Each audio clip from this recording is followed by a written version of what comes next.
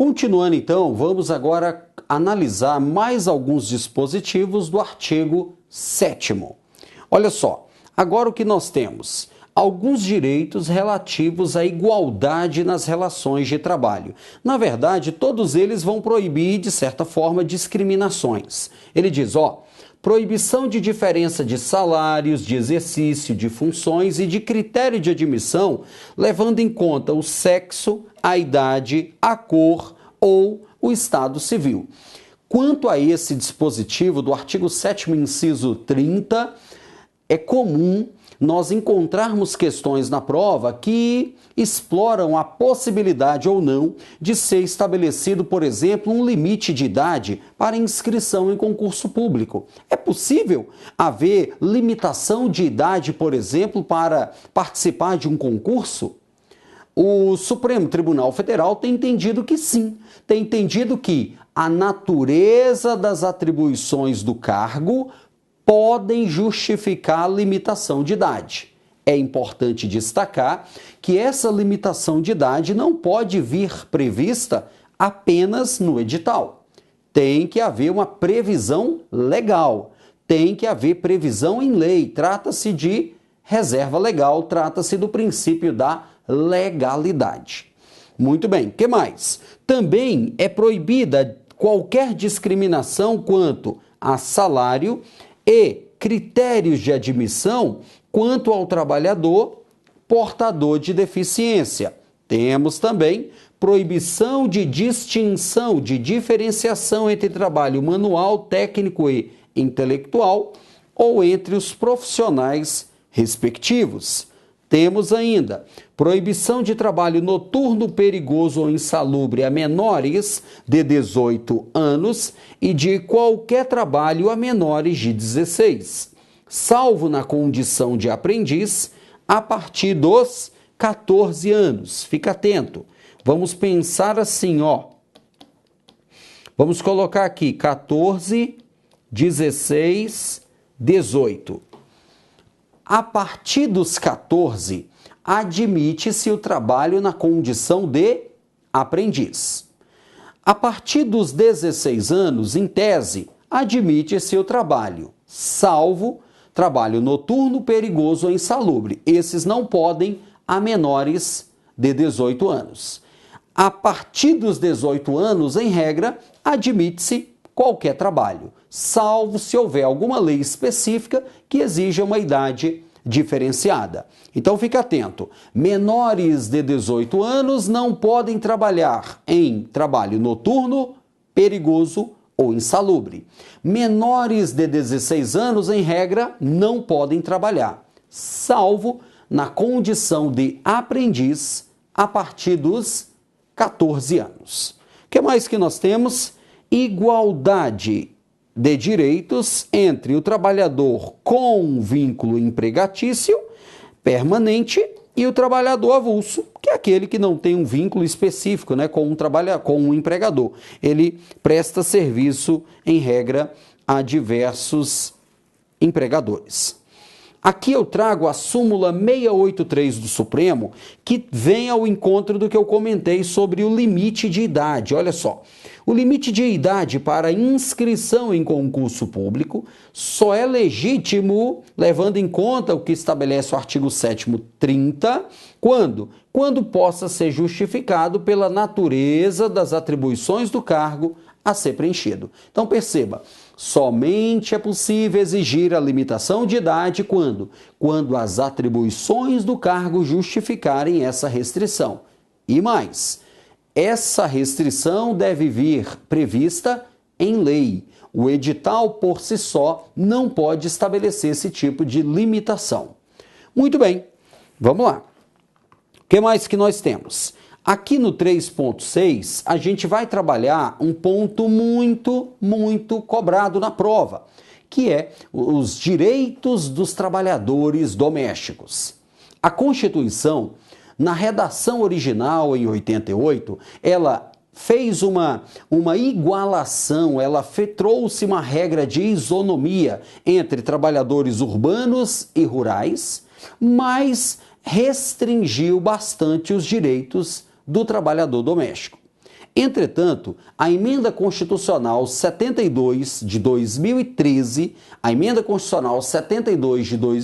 o que ela fez com os direitos do trabalhador doméstico? Ela ampliou significativamente. Então, com a Emenda 72 de 2013, os direitos do trabalhador doméstico foram significativamente ampliados. O artigo 7º, parágrafo único, vai trazer quais são os direitos do trabalhador doméstico. Acompanha comigo.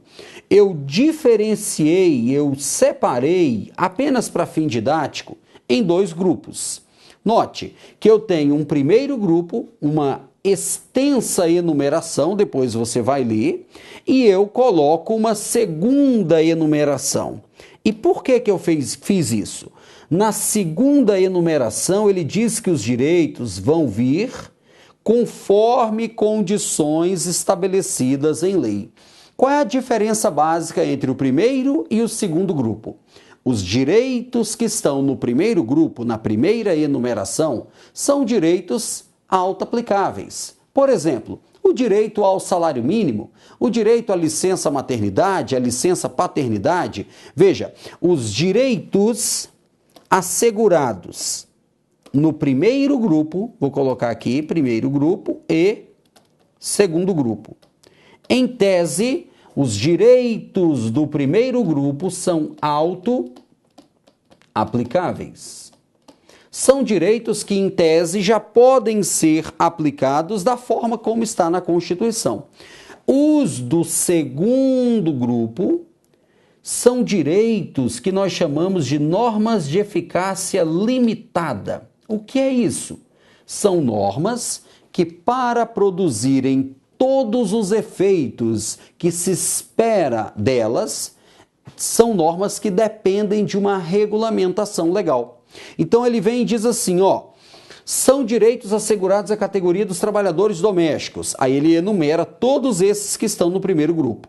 E, atendidas as condições estabelecidas em lei, aí ele vem e traz diversos outros direitos, bem como sua integração à Previdência Social. Então, note, a Emenda Constitucional 72 de 2013, o que ela fez? Ela ampliou significativamente os direitos do trabalhador doméstico. Agora, cuidado! Se você analisar o parágrafo único, e isso fica como dever de casa, você vai ver que a Constituição não disse que eles têm direito a tudo que está no artigo 7º. Não disse isso. É tanto que ela enumera quais são os direitos aplicáveis. Ok? Lembrando, você tem à sua disposição o fórum de dúvidas. Teve alguma dúvida? Pode me chamar, tá bom? Me chama. Então, beleza, marcamos aqui, analisamos os detalhamentos acerca do 7º parágrafo único. Agora, eu vou destacar com você as disposições constitucionais relativas aos direitos sociais coletivos.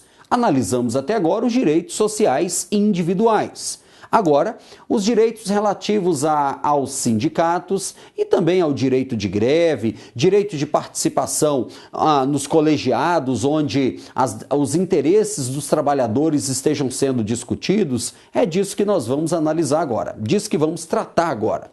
O artigo 8º, ele é muito importante e eu começo aqui com a ideia de criação de sindicato. Tenho que diferenciar a ideia de autorização de registro. Acompanha. O artigo 8º diz, é livre a associação profissional sindical, observado o seguinte, a lei não pode exigir a autorização do Estado para criar sindicato. Vamos parar por aqui.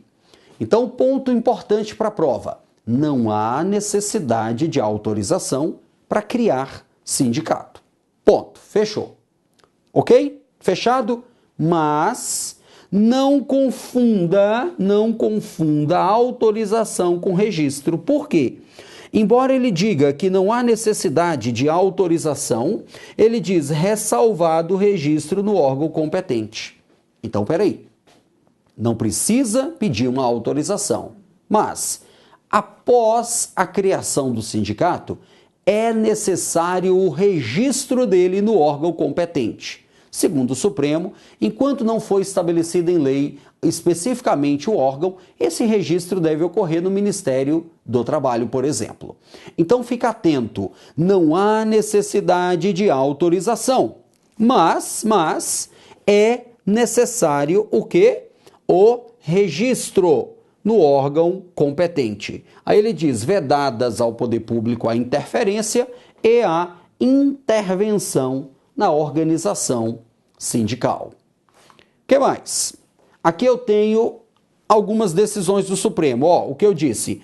Até que a lei venha dispor a respeito, incumbe ao Ministério do Trabalho proceder ao registro das entidades sindicais e zelar pelo princípio da unicidade, do qual vamos falar logo mais.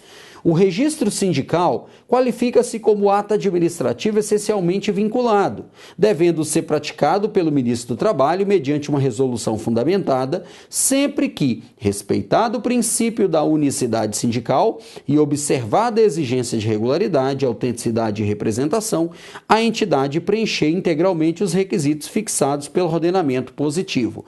O que ele está dizendo aqui? Que se a entidade já foi criada, já tem personalidade jurídica, a entidade sindical, e ela preenche todos os requisitos necessários para o registro, este é um ato vinculado. Vale dizer, se ela preenche os requisitos, o órgão competente tem que proceder ao registro. É disso que ele está tratando nessa decisão. Vamos lá. Agora, o princípio da unicidade sindical, que diz, é proibida, é vedada a criação de mais de uma organização sindical, em qualquer grau, representativa de categoria profissional ou econômica. Profissional é a categoria dos empregados. Categoria econômica é a categoria dos empregadores. Então, é proibido criar mais de um sindicato, por exemplo, representando os empregados ou os empregadores na mesma base territorial. E ele diz que essa base territorial será definida pelos próprios trabalhadores ou empregadores. Entretanto, essa base não pode ser menor do que um município. Então, é nós pensarmos assim, vamos imaginar que isso aqui é um município. E aqui dentro desse município, eu já tenho... Dentro desse município, eu já tenho um sindicato dos professores, por exemplo. Legal? Se eu tenho aqui um sindicato dos professores, pelo princípio da unicidade, eu não posso vir e criar um novo sindicato de professores, mesmo que em um bairro diferente. Não pode. Por quê? Pelo que vimos, o princípio da unicidade sindical diz que em uma base territorial, em uma mesma base, não pode haver mais de um sindicato representando a mesma categoria. E a base mínima é um município. Pode ser mais de um município, mas menos do que um não. Já foi cobrado em prova, por exemplo, posso criar 2 sindicatos representando a mesma categoria em um mesmo município, desde que em bairros diferentes? Pode ou não? Não pode.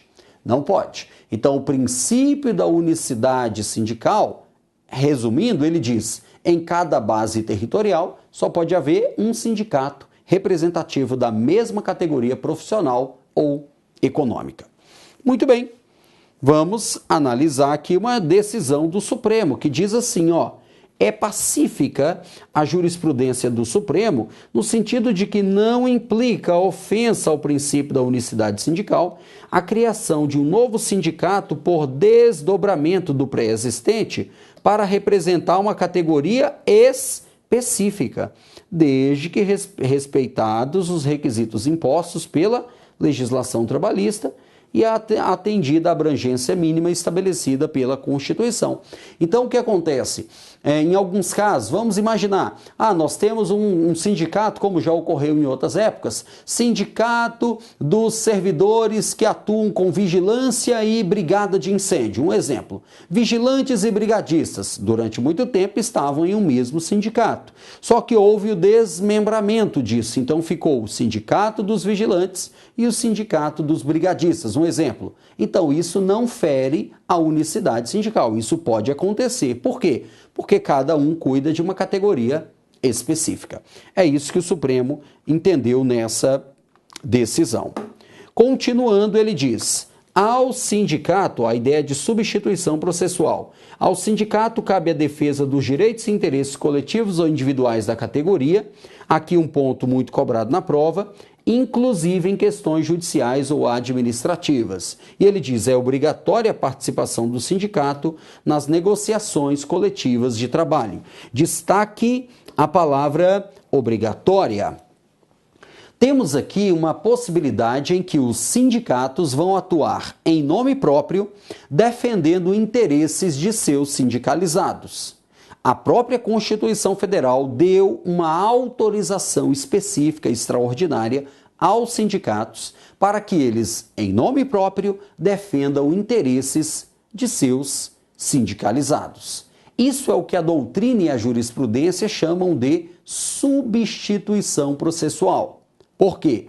Porque não há necessidade de o sindicato pedir uma autorização individual de cada um de seus sindicalizados. Não há. E a pergunta seria: por que não há essa necessidade de autorização individual? Porque, como eu disse, a própria Constituição Federal já autorizou o sindicato a atuar em nome próprio, defendendo interesses de seus sindicalizados. E note que a participação do sindicato na negociação coletiva é o quê? É obrigatória. Então a Constituição não só autorizou, como obrigou ele participar das negociações coletivas de trabalho. Temos uma decisão, essa corte firmou o entendimento segundo o qual o sindicato tem legitimidade para atuar. Olha o que nós temos aqui. O sindicato tem legitimidade para atuar como substituto processual na defesa de direitos e interesses coletivos ou individuais homogêneos da categoria. Quanto à violação ao artigo 5º, 70 e 21, a corte firmou o entendimento de que, aqui vem, é desnecessária a autorização expressa dos sindicalizados para a substituição processual. Percebeu? Cuidado, não confunda substituição processual com representação processual. A representação está no artigo 5º, inciso 21 da Constituição. E qual é a principal diferença entre substituição e representação? É bem simples. Na representação processual, há necessidade de uma autorização individual para que a entidade possa atuar. Por exemplo, quando uma pessoa contrata um advogado para que o advogado a represente perante o juiz, normalmente o advogado vai pedir uma procuração. E o que é essa procuração? É uma autorização que você dá ao advogado para que ele o represente perante o juiz. Quando o advogado chegar perante o juiz, ele vai dizer assim: eu estou aqui em nome do meu cliente, representando interesses do meu cliente. E o juiz vai dizer: prova-me que o cliente te autorizou. Aí ele vai e apresenta a procuração. Então, na representação processual, há necessidade de uma autorização individual especial. Já na substituição não há essa necessidade. Por quê? Porque a própria lei ou a própria Constituição já fez essa autorização, já deu essa autorização. Entendeu a ideia? Muito bem, continuando. Contribuição confederativa e contribuição sindical. Temos que a Assembleia Geral fixará uma contribuição que, em se tratando de uma categoria profissional, lembra, dos empregados, será descontada em folha. Para quê? Para custeio do sistema confederativo da representação sindical respectiva. Aí ele vem e diz assim: independentemente da contribuição prevista em lei. Temos aqui duas espécies de contribuição. A confederativa, que é descontada somente daqueles que são sindicalizados e é descontada para manter o próprio sistema confederativo. E o texto constitucional, ele fala também da chamada contribuição sindical fixada em lei. Essa contribuição sindical fixada em lei, ela é uma contribuição, ela na verdade tem natureza de tributo. Então a lei pode estabelecer essa contribuição como obrigatória, independentemente de filiação ao sindicato. Temos, entretanto, que a reforma trabalhista, ela colocou essa contribuição sindical como facultativa. A contribuição sindical até a reforma trabalhista, ela era vista como obrigatória, porque ela é uma espécie de tributo e, em tese, obrigatória. Mas houve por bem o legislador na reforma trabalhista estabelecer que essa contribuição sindical, ela passa a ser facultativa na forma da lei. Mas não confunda a contribuição confederativa, que é aquela descontada dos que são sindicalizados e ela tem o objetivo de manter o sistema confederativo, da contribuição sindical, que ela era obrigatória até a reforma trabalhista e tornou-se facultativa. Tudo bem? Temos aqui uma decisão, na verdade, uma súmula vinculante do Supremo que diz: a contribuição confederativa, prevista no artigo 8º, inciso 4º, acompanha. Somente é exigível de quem? Dos filiados ao sindicato, dos sindicalizados. Muito bem. Aqui nós temos algumas disposições gerais. Ninguém será obrigado a filiar-se ou a manter-se filiado. Esse decorre do princípio da liberdade de associação na dimensão positiva e negativa. Ninguém é obrigado a filiar-se ou manter-se filiado. Também, um ponto muito cobrado: aquele que se aposenta, mas mantém-se filiado ao sindicato, ele tem direito de votar e ser votado nas organizações sindicais. Temos aqui a ideia de uma estabilidade provisória, em que a Constituição diz: é proibida a dispensa do empregado sindicalizado a partir do momento que houver o registro da sua candidatura a um cargo de direção ou representação do sindicato. E detalhe, se ele for eleito para esse cargo, ainda que na condição de suplente, ele não pode ser dispensado até um ano após o final do mandato. Essa é uma estabilidade, salvo se ele cometer falta grave nos termos da lei. Então, cuidado. É proibido dispensar o empregado que registre-se para concorrer a um cargo de direção lá no sindicato. Então, veja, essa estabilidade é desde o momento do registro da candidatura e vai até um ano após o término do mandato, ainda que ele tenha sido eleito como suplente lá no sindicato. Agora, cuidado, essa estabilidade não é absoluta. Se o empregado, mesmo sendo eleito para diretor lá, representante no sindicato, se ele comete uma falta grave, daquelas que a CLT diz que deve haver, por exemplo, a demissão por justa causa, por exemplo, aí ele vai ser demitido normalmente. Por isso que o texto vem e diz assim, ele tem a estabilidade? Tem, salvo se cometer falta grave nos termos da lei, que são aquelas faltas que justificam uma demissão por justa causa. O parágrafo único diz que as disposições do artigo 8º aplicam-se à organização de sindicatos rurais e também colônia de pescadores, atendidas as condições que a lei estabelecer.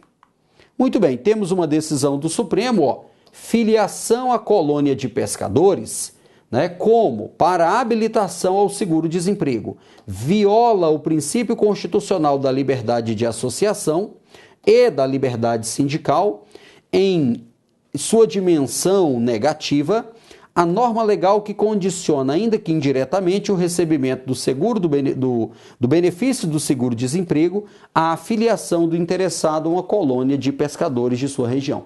Porque o que nós vimos? Ninguém será obrigado a filiar-se ou manter-se filiado a sindicato. Então uma lei veio e disse assim, olha, pescador, você só vai ter direito ao seguro-desemprego se você se filiar à colônia de pescadores aqui. O Supremo entendeu que isso é inconstitucional porque fere essa liberdade de associação. Muito bem, mais uma decisão. A garantia da estabilidade provisória do dirigente sindical protege o empregado sindicalizado, registrado como candidato ou já investido, contra injusta ruptura do contrato de trabalho. Muito bem. Assim considerada o quê? Uma despedida que não se funda em falta grave, ou então que não decorre da extinção da própria empresa, ou que não resulta do encerramento das atividades empresariais naquela base. Ok. Compete ao empregador, sob pena de pagamento de indenização, o quê? O ônus de comprovar a ocorrência de razões de ordem técnica, econômica ou financeira aptas a afastar excepcionalmente a incidência da garantia constitucional da estabilidade provisória do dirigente sindical nas hipóteses de cessação da atividade empresarial. Veja, o que o Supremo está dizendo? A estabilidade provisória do dirigente sindical não é absoluta. Então, se houver falta grave, ele pode ser demitido. Se a empresa fechar, se a empresa, por exemplo, deixar de atuar naquela determinada base territorial, mas cabe à própria empresa demonstrar que houve alguma dessas situações excepcionais que justificaram a demissão do empregado que está atuando como dirigente sindical. Muito bem, temos ainda estabilidade sindical provisória. Não alcança o servidor público regido por regime especial, ocupante de cargo em comissão e, concomitantemente, de cargo de direção no sindicato da categoria. Perceba, o cara é servidor público, ocupante de um cargo em comissão. Veja, o cargo em comissão ele tem a característica de ser de livre nomeação e livre exoneração, não há estabilidade. Então, esse servidor do cargo em comissão que vai atuar como dirigente sindical, ele não tem essa estabilidade de emprego, porque se no próprio cargo ele não tem estabilidade, não é o fato de ele estar como dirigente sindical que vai gerar uma estabilidade extraordinária para ele. Não há. Então, por isso que o Supremo vem e diz assim, essa estabilidade sindical provisória não alcança esse servidor que ocupa apenas um cargo em comissão. Por fim, a condição de dirigente ou representante sindical não impede a exoneração de servidor público estatutário, regularmente reprovado em estágio probatório.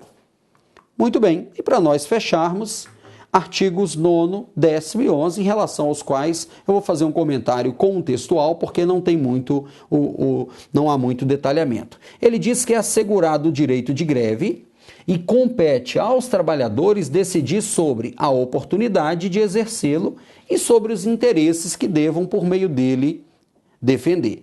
Note, é assegurado o direito de greve, mas ele diz que cabe à lei definir o quê? Os serviços ou atividades essenciais e também dispor sobre o atendimento das necessidades inadiáveis da comunidade, sendo os abusos responsabilizados na forma da lei. Então a Constituição aqui assegura um direito fundamental à greve e cabe à lei definir atividades essenciais, aquelas atividades que não podem ser totalmente paralisadas e os abusos serão punidos na forma da lei. O artigo 10, ele diz que assegura-se a participação dos trabalhadores e dos empregadores nos colegiados de órgão público em que seus interesses profissionais ou previdenciários sejam objeto de discussão e deliberação. O 11 diz que nas empresas, anote, nas empresas com mais de 200 empregados, é assegurada a eleição de um representante para quê?